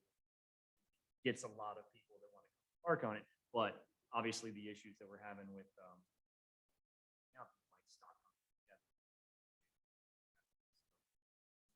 And I think just from a safety standpoint too, with that many people being stuck in traffic and getting frustrated. all we need is for the parking garage to become an underdome. Yep. All in favor? Aye. Aye, opposed. Motion carries. Approval of bills paid. Mr. Norris, do you want to? Happy to. The Anything? Finance Committee reviewed the bills, had any questions that we had answered satisfactory. And we would recommend, or I'll make a motion that the council authorize the bills of $494,221.71 through May 11th, 2023 be paid. Is there a motion to, Mr. Norris made the motion. Is there a second? Second. Any council discussion or debate? All in favor of approving the bills? Aye. Opposed? Motion carries. And the last item tonight, we have approval of the council minutes from May 1st, 3rd, and 11th. Unfortunately, the 11th did not get in the packet. So I'll entertain a motion to approve May 1st and May 3rd. For a second? Second. Second. Any council discussion? All in favor? Aye. Opposed? Motion carries. All right, we are at the end of our action items, so we will move on to our Wednesday workshop. And Kyle? Sure. I will hand it off here to Natasha Manbeck of McMahon. She's a senior project manager there, and she will take us through the planning Kennet Connections study. Thank you for bearing with us tonight. We appreciate it. Well, bear with me. I might be a little tired, so hopefully I can get my brain and my words coming out. Good evening, everyone.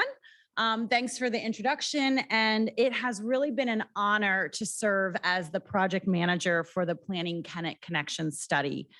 I'm here tonight to provide a brief overview of the draft report, and this is part of a public comment period for the draft report that extends through June 16th. So I have a lot of material to go over. It's been a long night. I'm going to move quickly. So I encourage everyone to go to the project website and you can look at the report in full detail. This is the third of 3 presentations that I have given to the other partner municipalities. Next slide. So Kennet Square Borough partnered with Kennet Township and East Marlboro Township to initiate this project, which involved evaluating potential bicycle and pedestrian connections in the Kennet region. The project kicked off over a year ago with funding from Chester County and Longwood Gardens. And we had a focus on 3 areas, which are kind of depicted somewhat in the graphic for the project. One was, how do you connect the Kennett Pike Bikeway and Route 52 to Longwood Gardens? How do you connect Kennett Square Borough downtown to Longwood Gardens? And how do you connect the Unionville area to Longwood Gardens? Through the planning process, a fourth connection was identified as connecting Unionville to Kennett Square downtown.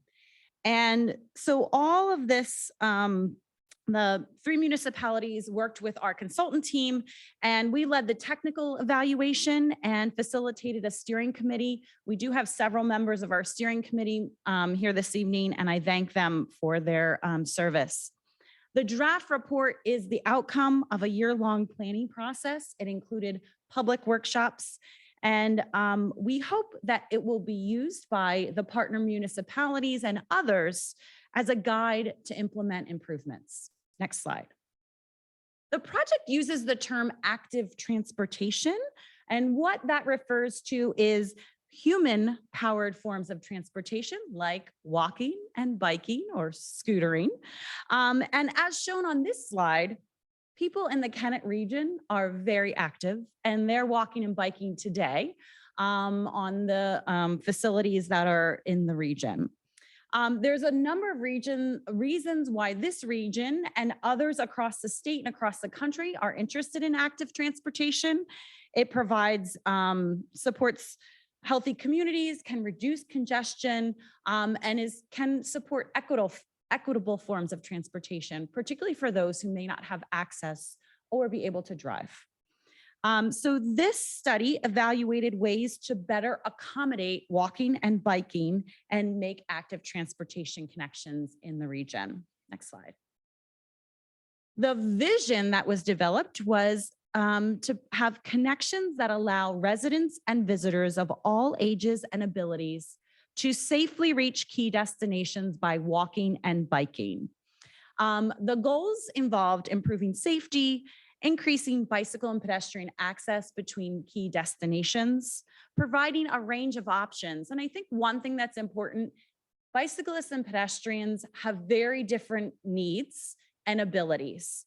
And think about yourself, think about your family, your neighborhood. Think about your neighbor who you see walking the dog, maybe a child who lives on your street walking to school, an elderly person who may have a walker or mobility device, getting to a bus stop or getting to a senior center.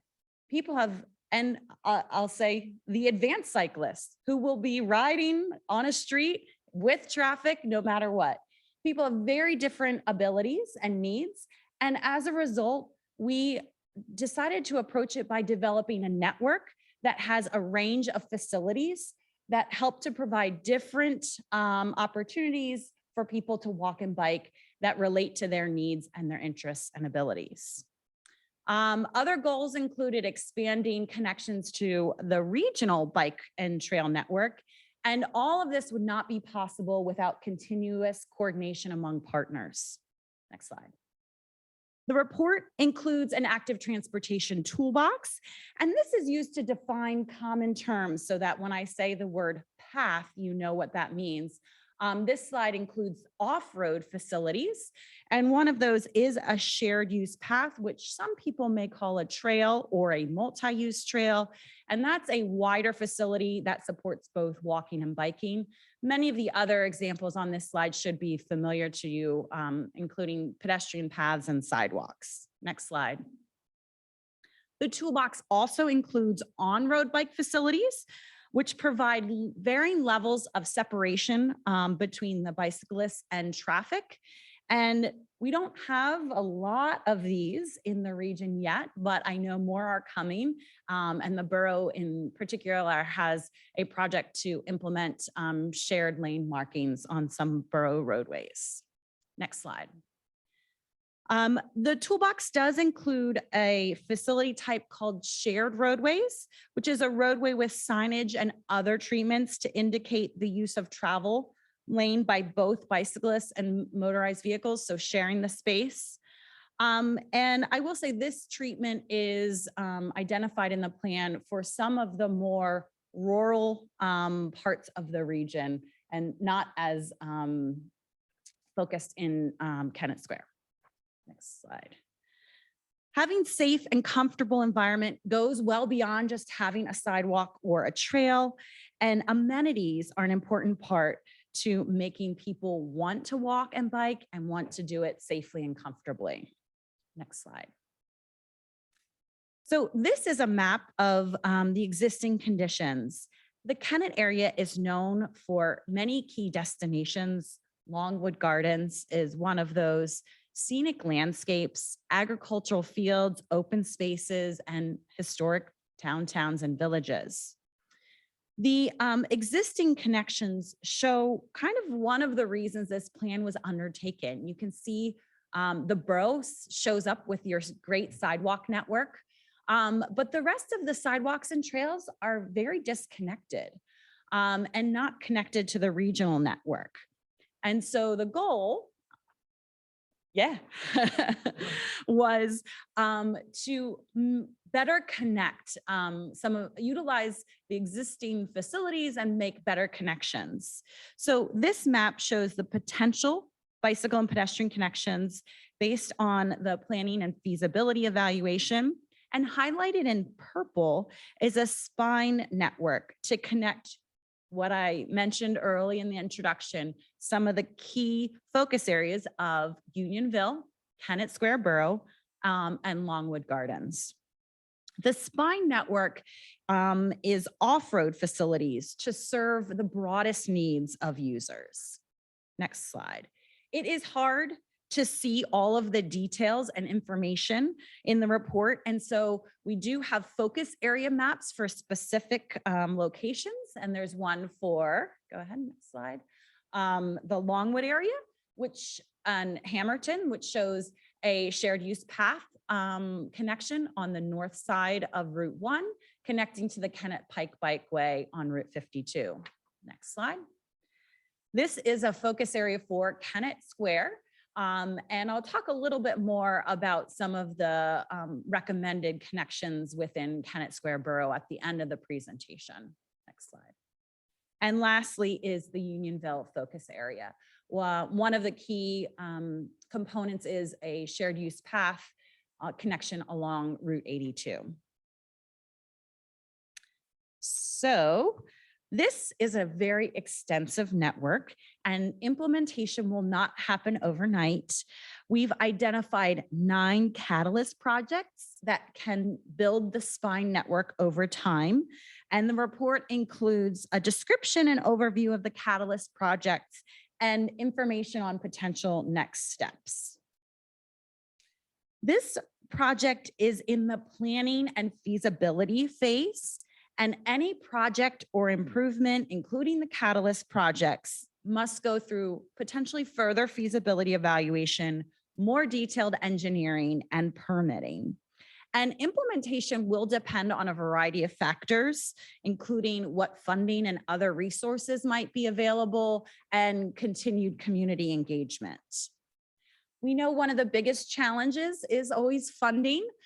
So the report does identify some potential grants and funding opportunities at the federal, state, and local levels.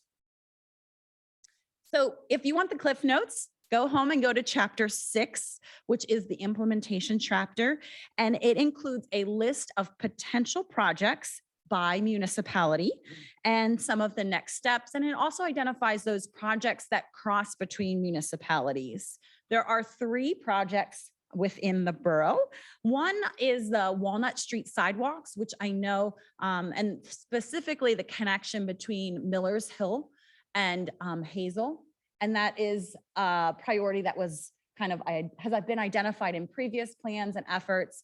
And in talking with borough staff, I know that they've identified funding and hoping that that project will move forward in the future. The other project I wanted to highlight is C6, which is focused on Cypress Street and Miller's Hill and is the gateway to the borough. Next slide. And this is one of the catalyst projects. And I will say this specific project, this was a big regional plan. This specific project, I think, brought a lot of interest and excitement and ideas. So we looked at how to connect downtown Kennett Square to the Route 1 commercial corridor. And if you are out there at all today on Miller's Hill or Cypress Street, you see people walking and biking all of the time. So we looked at a couple of different options and ended up presenting two options in the report because we got such strong feedback with both pros and cons for each of the options. And because we didn't have full information to evaluate the expansiveness of those options. So I'll just highlight them briefly. One is option A, and that's the concept there is focusing bicycle and pedestrian facilities on Miller's Hill or State Street. That could be done in a couple of ways. There is a wider shoulder along a section of Miller's Hill. One of the concepts may be to do what's called a road diet, which is eliminating one travel lane. So currently it's 2 lanes inbound, and eliminate one of the travel lanes and repurposing, utilizing that other space for potentially a shared use path. Along the lines of, if you think about doing that road diet on Miller's Hill, we also had people ask, well, what about making Cypress Street 2 ways? And so these were some of the questions and ideas that came up through our public process. And again, one of the reasons a follow-up study is the key recommendation. The other option, option B, is to focus the bicycle and pedestrian activities on Cypress Street. There's a rendering at the bottom that shows the concept of the road diet for Cypress Street. So there's, you'll see a low concrete barrier that separates a shared use path from a travel lane. And one of the reasons this is appealing is traffic volumes on Cypress Street today are relatively low volume. And it falls within some of the thresholds of where a road diet might be a viable option. So this will require coordination between the borough and the township because it does cross at the municipal border. And so undertaking any type of study, we recommend it be very comprehensive, focusing on not just bicyclists and pedestrians, but also broader traffic and access and circulation issues that I know the borough talks about a lot. Next slide. Beyond the capital improvements, the draft plan highlights other opportunities for coordination and partnerships with PennDOT, Longwood Gardens, property owners. And I will give a quick plug. I know there's been some talk about ordinances this evening. We do have some ideas about thinking about personal electric mobility devices. So thinking about e-bikes and e-scooters and any policies that the township may want to consider, particularly for township parks or facilities. As these devices become more and more prevalent, we think it'll be important for municipalities to be proactive and think about how fast, for example, should an e-bike be operating within a township park or other facility. And lastly, a plug that this project really grew out of the Regional Trails Committee. And so having that group and having the borough continue to support that group is important to see this plan through to fruition. Next slide. So the draft report is available for public comment and review. And I will say it has been available since the middle of April. So we're at the end of the comment process. There is a form online for you to submit written comments. For council, the final report will be submitted to Chester County for their vision partnership review. And we anticipate that will be either at the end of this month or early July. And then in order to fulfill the VPP requirements and receive the grant reimbursement, each of the municipalities will have to acceptance acceptance at a future meeting. That will not involve another presentation, but it can be done, I believe, through resolution or through other motion. So with that, I will be happy to answer any questions. Any questions from council? Just a couple. Was New Garden not included for any reason? Because a lot of folks depend on walking between, especially Tough Cannon and the borough. I don't know if there was a specific reason they weren't including. I'm looking at Christina. We did initially have a very tight focus on looking at 52 Kennett Pike Bikeway to Longwood. That has been a connection that people have been talking about for probably 15 years or more. And the Kennett Square to the Route 1 commercial corridor and on to Longwood, again, that's where people are walking and biking today. And so we kind of had a focus on more of the eastern part of the region. New Garden is part of the Regional Trails Committee, and there has been ongoing, they've been part of the discussions. So it just happened to be the focus.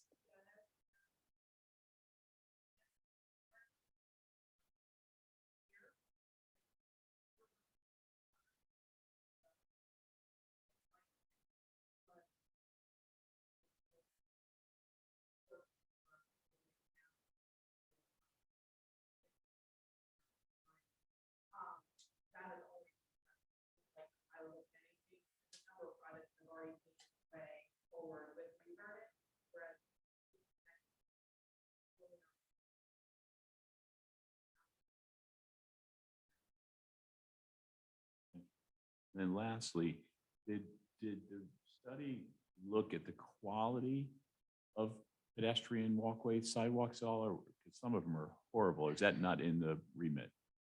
Yeah, that was not part of our scope. And to get to that level of detail. We have done, our McMahon has done that for some other municipalities, particularly Phoenixville. We did an extensive inventory of existing sidewalks, existing curb ramps, conditions, widths, and other things. And Oxford Borough is currently developing an active transportation plan. As part of that, they're going to have a sidewalk inventory component. So that's a very kind of specific animal. And this was looking a little bit more broadly.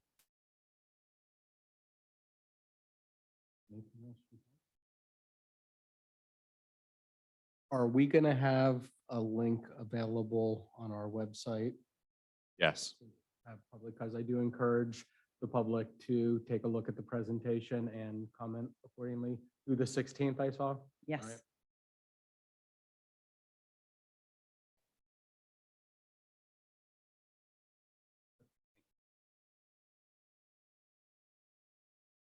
Well, again, thank you so much for your time. And I know it's been a long night, so thanks for hanging in with us. Yeah. Thank you. Appreciate it. Thank you. All right, so we are at the end of the evening. Any final comments from council? Mr. Manager? Two very brief notes. Shout out to Brian and Sunny of our team. They just got some pretty significant certifications. And a quick note on the YMCA. We have been told, I believe they've publicized this, that it is open to the public on the weekends during the summer.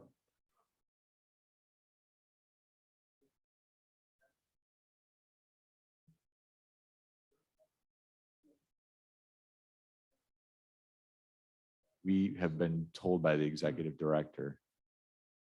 We'll clarify that. We'll, Yes. yeah. Public. Yes. Yes. Okay, I'm just. Yeah, the clarifying. update we got was, here's what we're trying. I mean, but more to follow on that. No, we clarified that with them. So, yep. Sure. All right. Mr. Mayor, anything else? I wanted to bring up the pool as well. I do have there is an email here from the director stating that the pool will be open to community members for community access Saturdays and Sundays for $10 a person, which I still think is too much and is too much for a family of four. There are going to be residents that can't afford $40 for a swim on a Saturday, another 40 hours for a swim on a Sunday. So I think it's too much money. I did want to ask, do we have a copy of the lease? Do we have it? Yeah, we could get it. I would like to see a copy. Sure. Because I think it's not, I think it's still not accessible at $10 a person. Like a family of four, it's not accessible. And I do think we have to look at opportunities. I get that they want to use it for their camp, but there has to be some public swim hours during the week. Even if it starts at 3 or something, there's got to be a middle ground in there somewhere. And I don't know, I know we had some members of council meet with the Y and this was the response back. I feel like we need to take more action on it. Certainly we can start with reviewing the lease, but I do agree, the longer it continues, the harder it's going to be to pull it back. So I don't know what the plan is on what the next follow-up step is, but I think we have to make sure that we stay on top of it. Conversation tomorrow. Last year, when the pool was open to the general public, most of it though was roped off and use, and there were no lanes. It's gotta be accessible. not Everything has to be available. Right.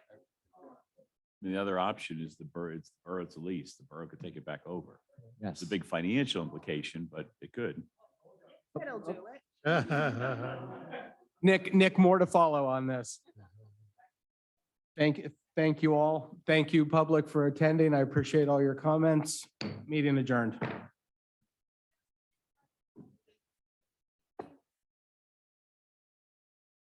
No, No. no, it's the next Monday. The 11th. Yeah, the 11th.